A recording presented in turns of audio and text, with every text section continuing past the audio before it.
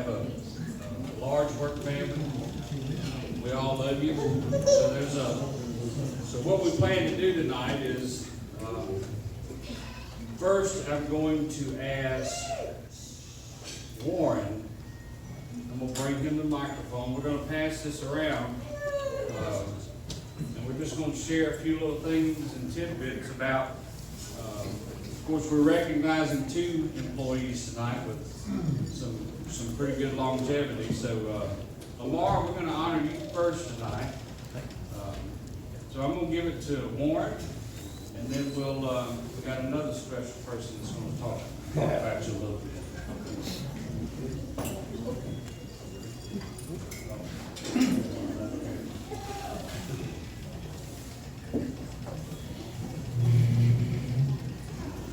All right, Lamar. How are you tonight? I'm all right. Good. So far.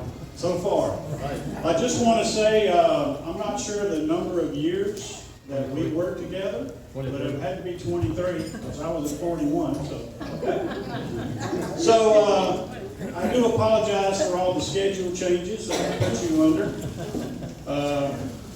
From the full-time and the many schedules we did, and then moving you from Phoenix City to Macon Road, and eventually back to Phoenix City, right? But I do appreciate all. You were very dependable. You never had to worry about Lamar showing up, usually early.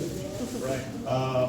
And if I did call on you to come in at 12, you would come in about 11 with your lunch, ready to eat, right? so you'd be ready to go. But you were very dependable. If I needed you to stay and work a visitation, you were always there. And I never forget one night in Phoenix City, we had a family bring in their own video, and it was playing, but it wouldn't loop. And Lamar, for 3 hours, every 5 minutes had to hit the button so the video would loop. And he stood there that whole time with that remote control, and he hit the button so that video would loop. And he never complained about it. But I do appreciate everything you've done.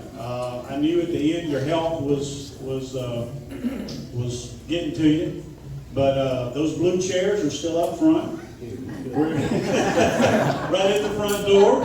And you can, I'm sure there's some word search puzzle somewhere in one of those drawers at Phoenix City. Because some days over at Phoenix City it was a little slow. So we didn't mind Lamar, he watched the doors, made sure, if anybody came in, he was there to greet them. But I do appreciate it, everything you've done for Striffler-Hamby, and congratulations. And finally enjoy your second retirement, right? First from the city of Columbus, and now your second retirement from Striffler-Hamby. So, thank you very much for your time.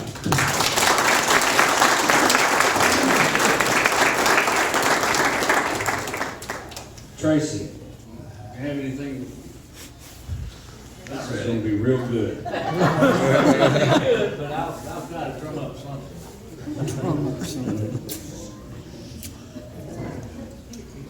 Well, I kind of agree with what Warren was saying about Lamar. One thing I always impressed me about Lamar, and I'll tell you what, I'll give a dang how hot it was outside. If we would ask Lamar to be outside in the parking lot or something like that, he'd be there. I mean, it's great. I'm always impressed with his work ethic. I think it was super. Because Lamar spent most of his time in Phoenix City. I spent most of my time in Columbus, so can't really tell a whole lot about Lamar other than he was, as Warren said, a loyal employee, and we really appreciate it. That was good. Now, James, on the other hand,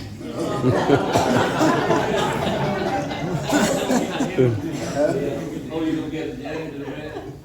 Okay, well, that's all right, Jack, never mind. I told Jack a while ago he wanted to hug me. I said, don't hug me.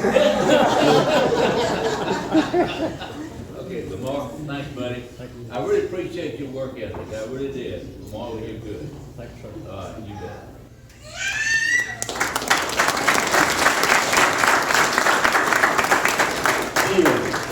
have anything to say, you can say it from back there. I'll be loud then. Lamar, I want to just echo what Tracy just said. Lamar is one of the hardest working guys and did not try to get accolades for it. He was dependable, and on the parking lot, not that many people know how to park. I'd rather have Lamar or Mark out there with me than almost everybody else, because they knew what they were doing, and there's a talent to that. And Tracy's right, Lamar should take some heat. He is a tough guy, because we worked, and he gave us everything he had, and we do appreciate it. Thank you, sir. All right, thank you. And then I believe, I'm gonna ask Chris Bice to come up here. Chris Bice was with us for a long time, and Lamar, you worked for him for the longest, I believe, so I'm going to get him up here, and he's fixing to roast you real bad.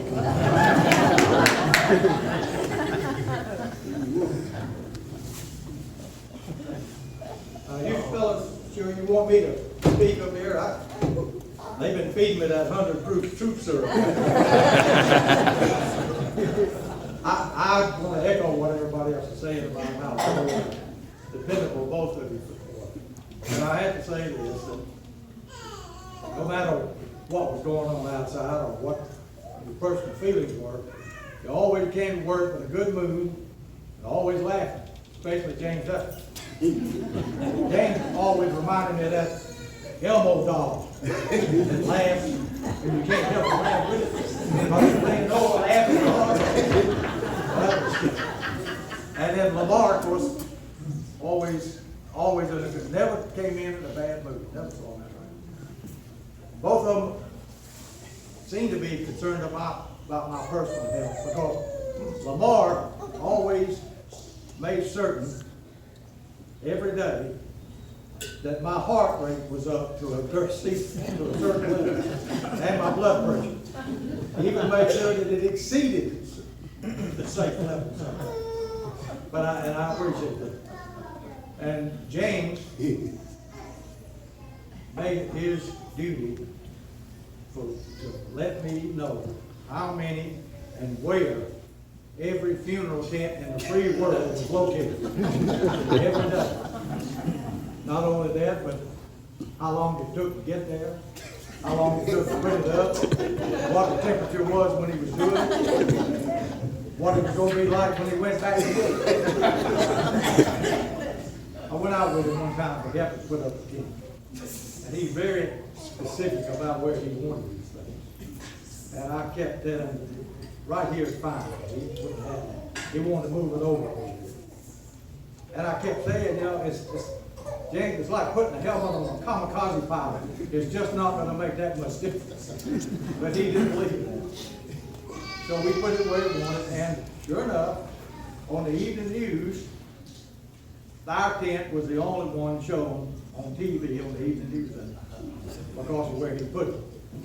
Now, I'm sure that because it was located near the fence where his van was parked and he had handed over to him, it had nothing to do with it. But at least that's where it was.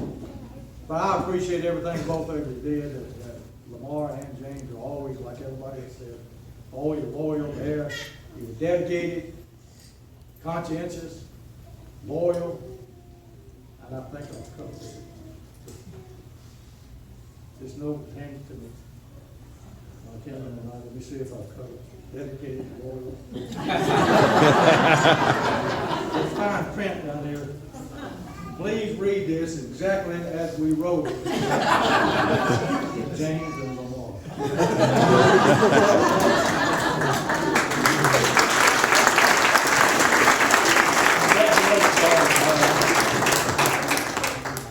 Add to this.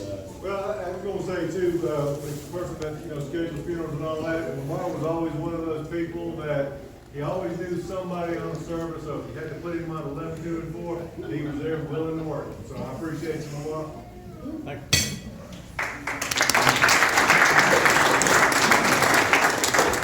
Anybody else want to share something real quick? Okay. Well, Lamar, if I can, I need to get you to come up here, and I need Mark Roden to come up here. And I'd like Dustin to come up here. Let's get, all these guys have something to do with this. Tommy, you come on up here. Skippy in the back, come on up here.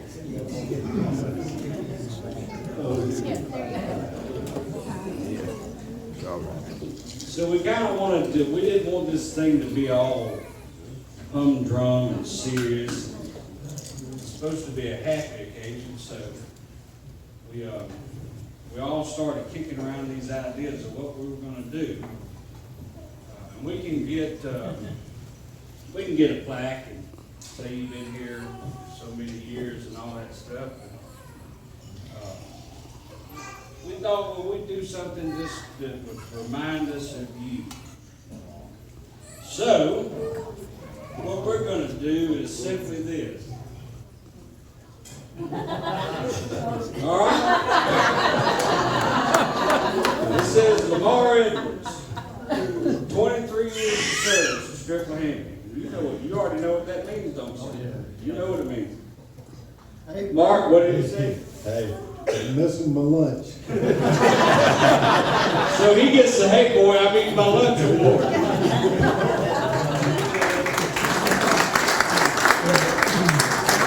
And he's got his coffee cup on there too, because he always had a coffee. With all seriousness though, this is your award from Striffler-Hamby for 23 years of dedicated service. And as they've already said, it was always dedicated. The work ethic was always there. If you needed him, it didn't matter if it was 2 o'clock in the morning. Lamar was going to be there. We appreciate that. Thank you. Everybody, a round of applause for Lamar.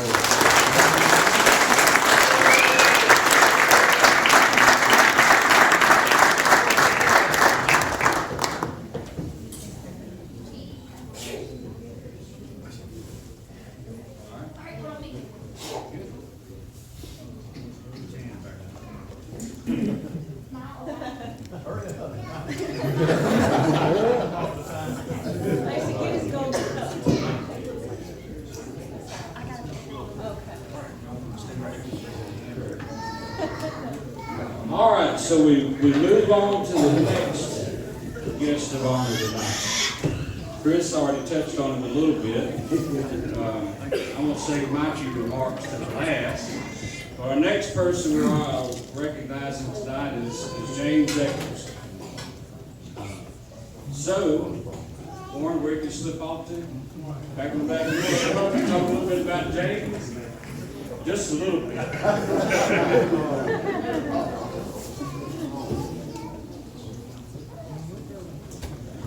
James Echols, how many years? 30. 38? Yeah. Wow, okay. You right on target, buddy. I would like to recognize, of course, James, you may not know, was the only employee that had an executive suite at the funeral home. He could park right at his office door. He had his own private bathroom, TV, full-size refrigerator, air conditioning, yes, and Lord knows if the heater didn't work, you would know it real quick. But he also had his own administrative assistant, because I know he didn't take any of those Dignity University classes. So someone in his family, you're probably feeling pretty good now too, because you don't have to take any more. And I also know that you could always count on James on January the 2nd. He would walk in and hand me all 5 weeks of his vacation, plus all 5 of his personal holidays for the year. This man had it all planned out from January to December 31st. And I know his administrative assistant helped him with that as well. So, but James, we do appreciate everything you have done, and believe me, on Wednesday, Judy and I missed you very much because we got soaking wet out at Philadelphia Baptist Church Cemetery. We only had one tent. So I was thinking if you'd have put up that other tent, we might have stayed dry. But again, this is an employee that showed up for work every day. Every day. You never had to worry about James showing up. If he didn't, we really got concerned. But he was there every day. He would always fill you in on the latest gossip that's going on. And the one year I was in, it was over in Phoenix City, I never had to worry about what was going on in Macon Road because James would tell us every morning, and when he came back in the evening, he would tell us again. But at 5 o'clock, where were you headed, James? Home. Home.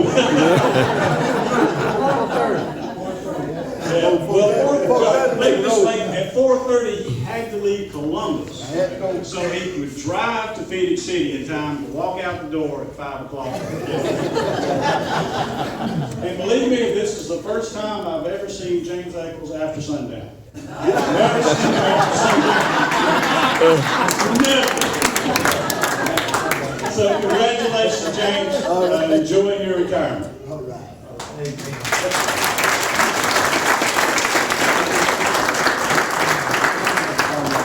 Judge, you want to say a little bit? All right. He's your riding partner.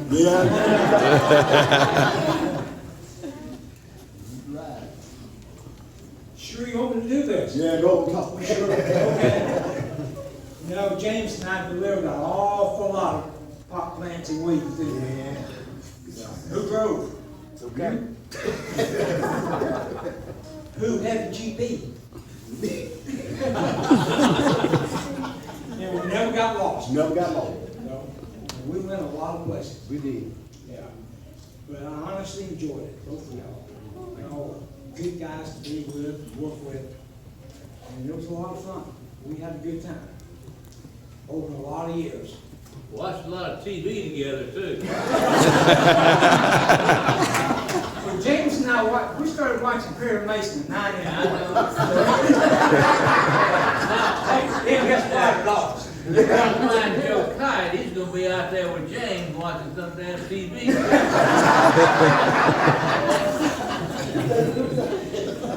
But we did have a good time. But we worked hard. We did. So work hard and play hard.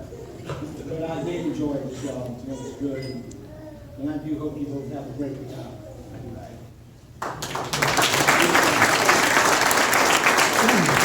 Tracy, you want to talk from back there? You want to come up here? I'll come up there. Yeah, come on up.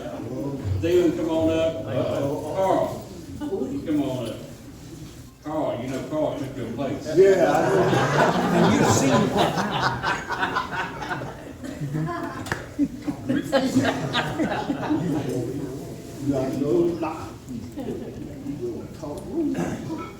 Y'all might notice that I've got a little limp. I got in James's van one day. I didn't know anybody could sit so close to the steering wheel. I don't know how I ever got in it, to be honest with you. And you're not that short. I mean, I can't figure it out. But he would be like 6 inches, and you have to squeeze to get in there. And then one day I jumped in the van. I was in a hurry, and next thing I know, I'm on the ground. He put so much armor all on his seats. I mean, I literally jumped in the seat and hit the ground. I just slipped right off. But James, he's a piece of work, I tell you. I went and delivered some flowers with him one day too, like Joe was talking about. And he let me drive. And we got over there, and I said, we backed in the house, and I said, let me go, let them know we're here and find out where we want to deliver flowers. I opened the door, and this dog, I'm going, James, why don't you just stay in the van? James did not like dogs, but dogs don't like James either.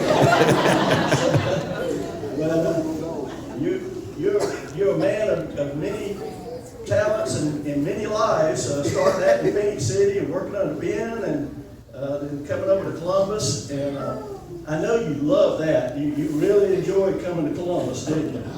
He had it on Easy Street over in Phoenix City, but that's when he got his suite and all that in Columbus, and he settled into the deal. And I'll be honest with you, James, I miss you because I still hadn't figured out the purple one and the blue one, which one is which. I'd be out there on my tires. James would coach me when I was washing my car. He would never wash it for me, but he would coach me. He didn't know what I was doing wrong about it all. Every now and then he'd take the hose and hose it for me, but I was out there doing the work, and because I didn't want those circles left in it where James would go, and it'd be half clean and half dirty, and it'd say, oh, James must have washed that car. And, I will give you this, he had the straightest tint of anybody that's put up a tent. I mean, it was like a science for James, and we do miss you, and just wish you all the best in your retirement.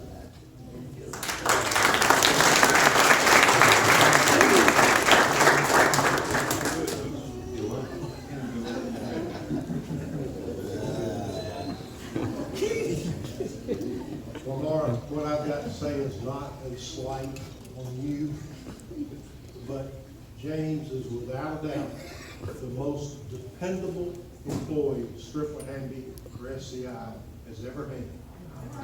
Because if you needed James, you could depend on finding him in his office, or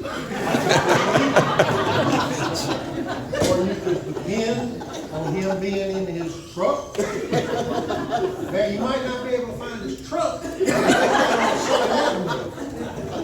I asked him one time, I said, where do you go? He said, well, my truck just knows where to go. I don't know where he went. So, you know, dependability is, you know, James is the epitome of dependability. If you ask him to help you, you could depend that he had a tent put up somewhere. But we do love you anyway.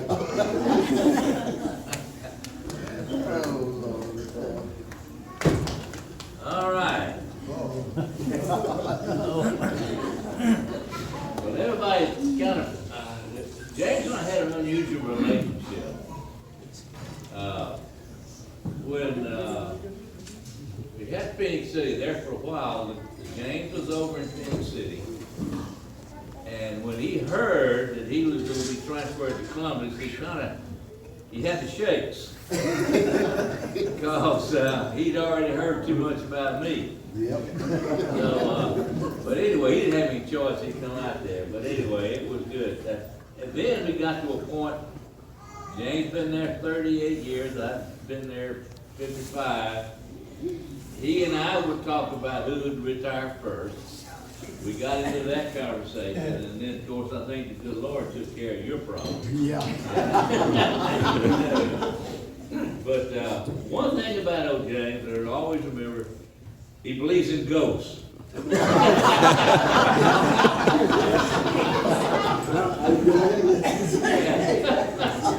does. Now, he got to a point, and I tell you what, that office that they talked about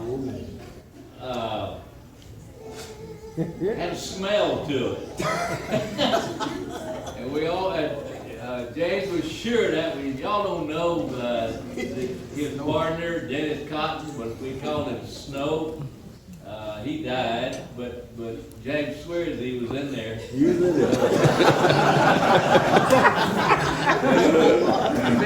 Phoenix City Funeral Home, I say James would park out there until somebody else went in. He was sure Phoenix City Funeral Home was haunted, so he wouldn't go in there. So, all right. I just want to, Warren he was right. If you wanted to know anything, James will tell you. If you didn't know anything else, James was going to give you that. Now, all right. Now this, I like for everybody to understand, I don't mean anything by this, just simply the fact that I used to since being there so long, and at some point in my positions there, I usually parked in one particular spot. And it was not my parking place. I mean, I didn't write a name or anything like that, but as time went on, and my management responsibility kind of went left a little bit, but James still considered that my parking space. Anybody came in there, new employee, James was gonna let them know, they don't park there, I park there. So, James, thank you for that. Now, the other thing is, James always said, he liked to say, I smell good. He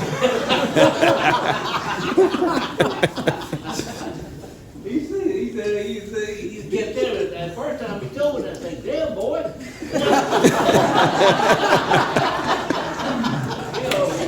Okay. Don't touch me.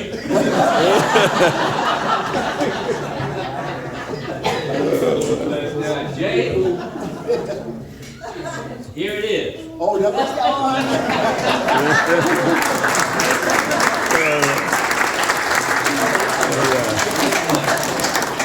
And of course, the other thing is, James, I do want to tell you that, I appreciate everything James did for me.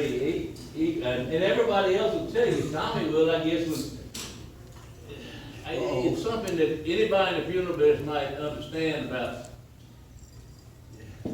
Whatever in relationship to the funerals that I was in charge of, James didn't let anybody else tell him to do anything else but what I said. So I don't care what the other people said. I waited on him. So it was good. James, I appreciate you, buddy. right. And I appreciate the haircut you got. Oh. Yeah, I had to mention that a couple of times. He said, James, you need a haircut. So anyway, I do appreciate it. I know you're going to enjoy your retirement. I'm not necessarily glad you retired before I did, because we talked about retiring together. Right. Yeah, so, but that's all right, I understand. Thank you very much. I enjoyed it very much.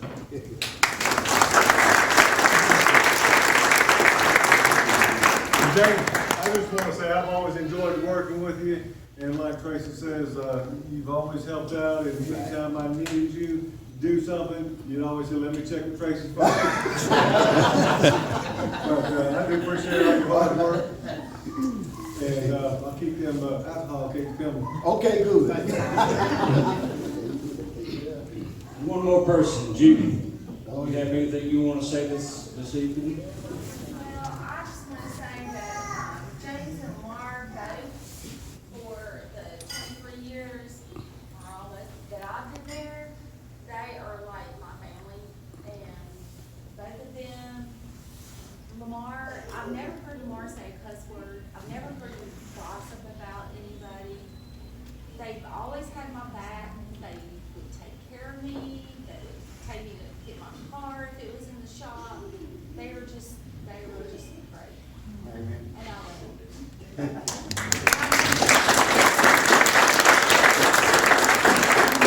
We're getting close to wrapping it up here in just a moment. I just want to say a few things. Lamar, James, excuse me, you kind of took me under your wing a long time ago. You kind of, helped me try to make it to be a country singer. He was my little roadie, carried my piano around and stuff. It was good. We had a good time. I have videos on my phone. I could have showed them tonight about me and you driving in the van when I was driving. I was videotaping you, giving me life lessons. It was good. Talking about work ethic, I just want to wrap it up with this. Lamar Edwards.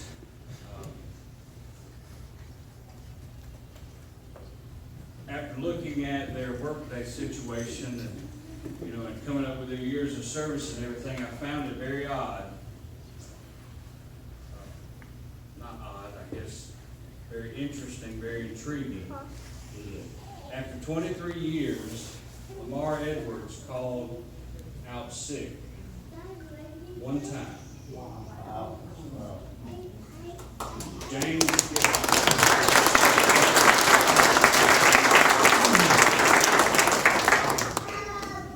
Echols, outside of that fiasco you went through a couple of weeks ago, a couple of months ago, James Echols had 38 years of service and called out of work 3 times.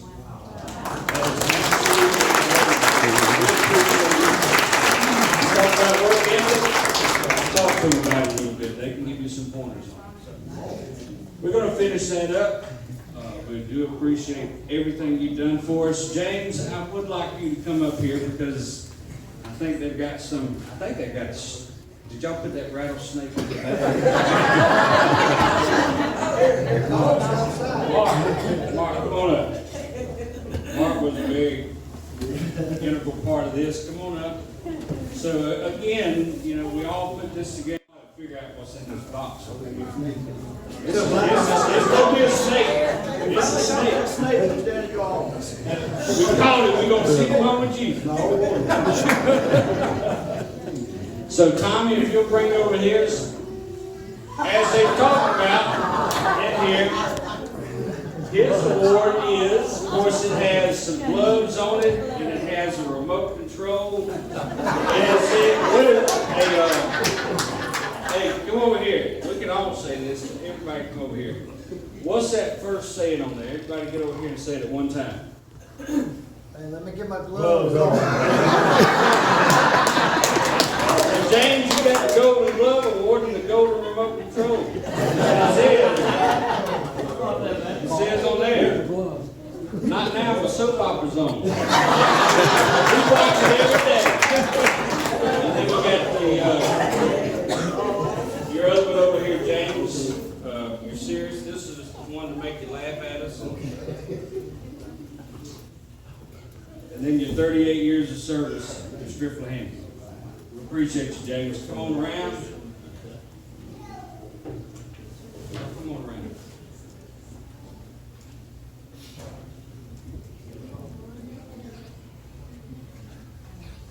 All right. You want a picture of Lamar?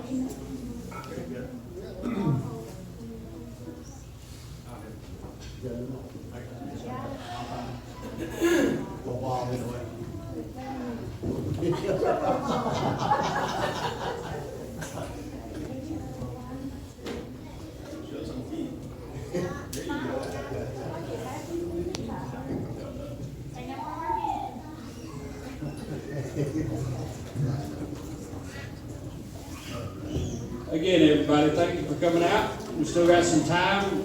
Continue to mingle around and share your memories with these guys. And, thank you again for being here tonight. Thank you.